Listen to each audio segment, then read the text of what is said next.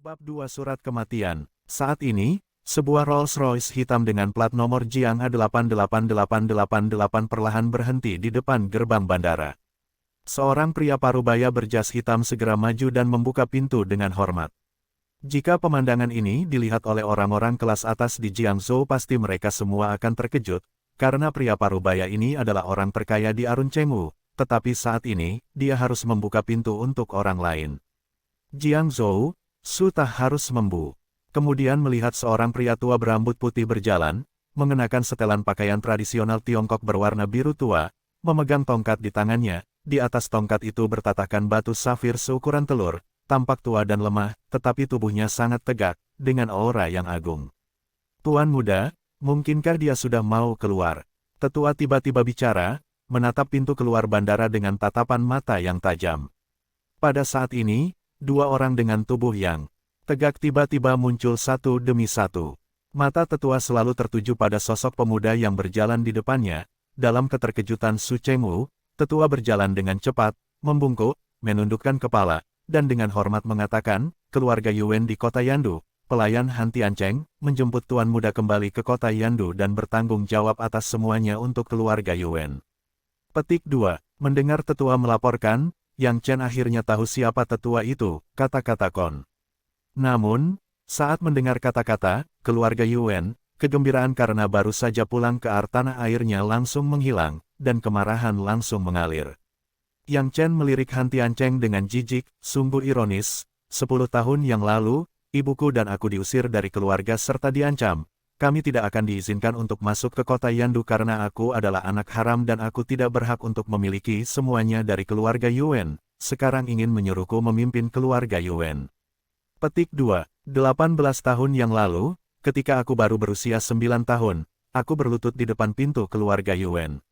Bersama ibuku semalaman dalam hujan deras, adakah di antara kalian yang merasa kasihan?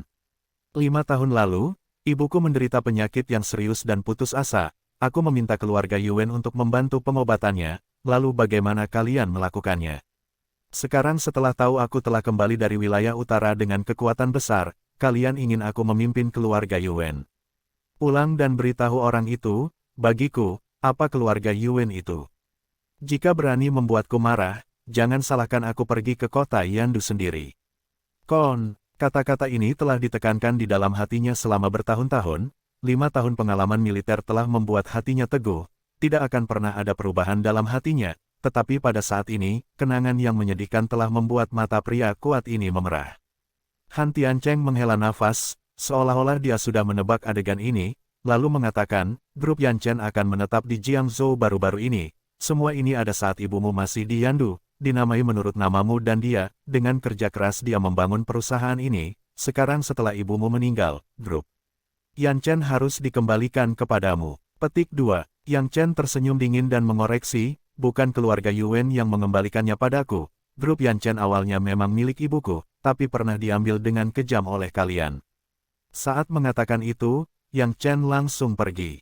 Keluarga Yuan, maaf. Melihat kepergiannya, Han Tiancheng tampak sedih, kemudian memberitahu Su Chengwu di sebelahnya, Chengwu, mulai hari ini, kamu harus melakukan segala yang kamu bisa untuk membantu tuan muda.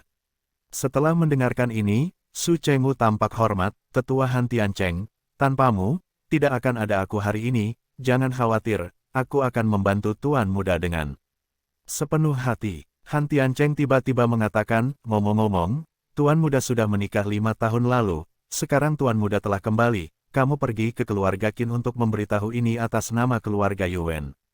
Ya. Sebuah taksi melaju dengan kencang, Yang Chen duduk di barisan belakang, pikirannya kembali ke masa lalu. Berlutut di malam hujan tahun itu telah benar-benar menutup hatinya bagi keluarga Yuan. 5 tahun lalu, ibunya jatuh karena sakit parah, saat itu Yang Chen baru saja lulus dan tidak punya uang, dan bertepatan dengan saat dia dijebak dengan Qin Shi. Demi ketenaran, keluarga Qin meminta Yang Chen untuk menikah dengan anaknya, demi merawat ibunya. Dia setuju untuk menikah dan meminta uang 500 juta yuan kepada keluarga Qin, tapi sebelum dia membawa uang itu ke rumah sakit, ibunya meninggal, bahkan saat-saat terakhir dia tidak melihat ibunya. Setelah kematian ibunya, Yang Chen masuk ke dalam keluarga Qin sesuai dengan kesepakatan, tetapi dia percaya bahwa dia tidak layak untuk Qin Shi yang telah lama dicintainya, segera setelah dia menikah, dia mendaftar militer dan pergi. Perpisahan ini sudah 5 tahun. Maybach model terbaru diparkir di pintu halaman tua. Yang Chen melirik mobil mewah yang mahal itu dan tersenyum lembut, tampaknya keluarga dari Qin Shi lebih dihargai oleh keluarga Qin daripada 5 tahun lalu. Ayah mertua bahkan sudah mengendarai mobil mewah seharga 3 atau 4 juta yuan. Petik 2. Ketika dia datang ke rumah keluarga Qin lagi, suasana hati Yang Chen juga sangat rumit. 5 tahun yang lalu, meskipun dia juga korban, dia masih merebut keperawanan seorang wanita yang dikenal sebagai wanita cantik nomor 1 di Jiangzhou, 5 tahun. Dia baru saja menikah 5 tahun lalu dan pergi tanpa pamit. Bagaimanapun, itu semua adalah salahnya, bagaimanapun. Bisa dibayangkan berapa banyak rumor yang harus ditanggung Qin Shi selama bertahun-tahun.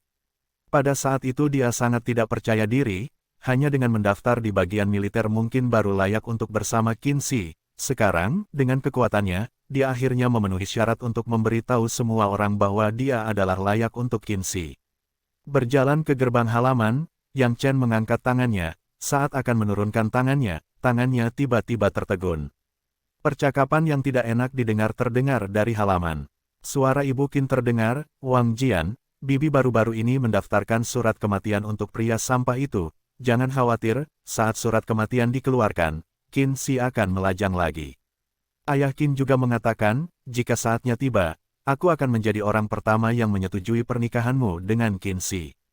Kalau begitu terima kasih, Paman dan Bibi, aku minta tolong kepada kalian untuk Qin Shi mengurus." "Wang Jian, jangan khawatir, Qin Shi pasti akan setuju, serahkan semuanya pada kami." "Ngomong-ngomong, Bibi, ini adalah sarang burung walet alami murni yang kubawa kembali dari luar negeri dari temanku. Paman, ini patung Buddha batu giok es yang kubawa untukmu dari Myanmar." Petik 2. Seluruh halaman kecil rumah keluarga Qin dipenuhi dengan tawa dari ayah Qin dan ibu Qin. Raut wajah Yang Chen menjadi marah. Hanya memikirkan sosok yang tak terlupakan. Itu, dia dengan paksa menekan kemarahan di dalam hatinya. Bagaimanapun, dia yang bersalah pada Qin Shi. Terlebih lagi, kali ini pulang untuk bertemu dengannya. Tang, tang, tang. Yang Chen mengetuk pintu. "Siapa?" Suasana yang bahagia sepertinya terganggu oleh suara ketukan di pintu, suara Ibu Qin dengan ketidaksabaran. Kemudian dia mendengar suara langkah kaki semakin dekat penuh.